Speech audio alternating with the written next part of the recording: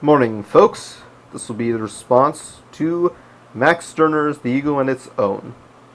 Moderns, Part Possessed.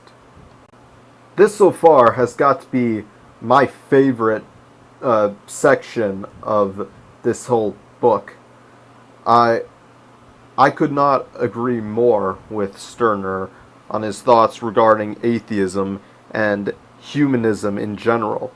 Humanism to me is basically what had to come when you can no longer worship a standard that's considered to be outside empirical realms of provability. It's like the poster I keep using for this is the one that reads, "Humanity is my religion." What does that truly mean? I use that because to Stirner actually takes that at its word. He says, yeah, humanism, which most atheism follows, has to still have something as the highest good and something opposite it, the greatest evil. Humanity is the greatest thing for humanism, and its devil is anything seen to be contrary to that goal. And you could even say social justice minus the Christian influence basically serves the same purpose, because, as Stirner points out, there's always a highest essence that each of these ideologies has to carry, and getting rid of religion does not mean that we are not constantly striving. Okay, well, why don't I start over for a sec? The name of this section is The Possessed, basically referring to our bodies, the thing that is haunted by the spirit. And what the spirit, as Stirner describes the spirit as the sort of highest ideal we are all called to maintain and perfect, we are basically all soldiers in the fight for some great truth or great good. And Stirner's egoism is essentially trying to reverse that, trying to show that the self should always be one's highest good, the ego should always be one's highest good, because it is the only thing either material or corporeal or spiritual and ideal, follows. It follows its own ego. Whether it be an abstract or whether it be something in existence, it all maintains itself as the highest good. Whether we're talking God, humanity, princes, and nations, it's all demanding that our highest good be achieved first, and all other things secondary insofar as it serves the primary goal, which is the ego. It occurs that the more I read of this book, it just dawns on how much Descartes truly influenced Stirner. You can already tell from the section of the Ancients that Descartes was going to be a rather important influence on the theme of this book.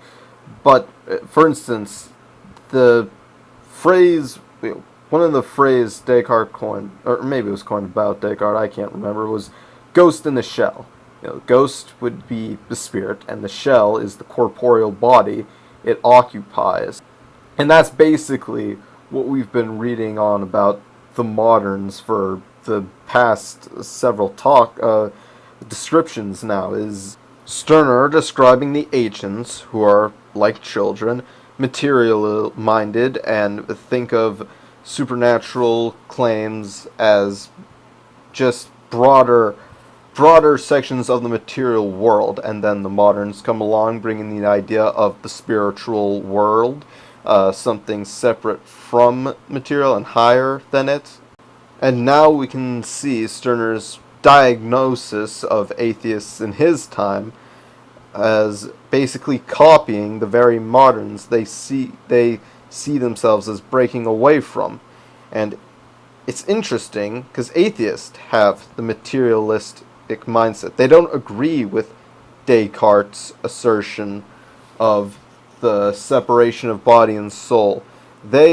But most of them today, most of them back then, believed in materialism, that the body is just an assortment of atoms and chemical reactions and physical interactions, blah de blah blue. But that there was no immortal soul that accompanied it, or there was no mind, no non-physical entity that occupied the physical one. And as such, they actually end up finding themselves, while they might think they've evolved past religion and achieved a higher state, as Stirner points out, they actually, well, actually, I have to strike that. Stirner did not point this out, but you can actually see how they have more in common with the ancients, as who tended to be more materially minded, and as such, that actually makes them more childlike. And then the only way they can escape this childlike mindset and become more like the youth, they have to replace the spirit that they cast off when they separate themselves from religion, and from this case from Christianity, hence where humanism comes from. So it's very interesting. I've never really thought about these ideological camps in that light. And I'm not necessarily sure that I agree, but I can definitely see the point playing out in modern times. So I think he was definitely on to something. But anyway, I think I've said my piece on this. So next up, Wheels in the Head. See you there.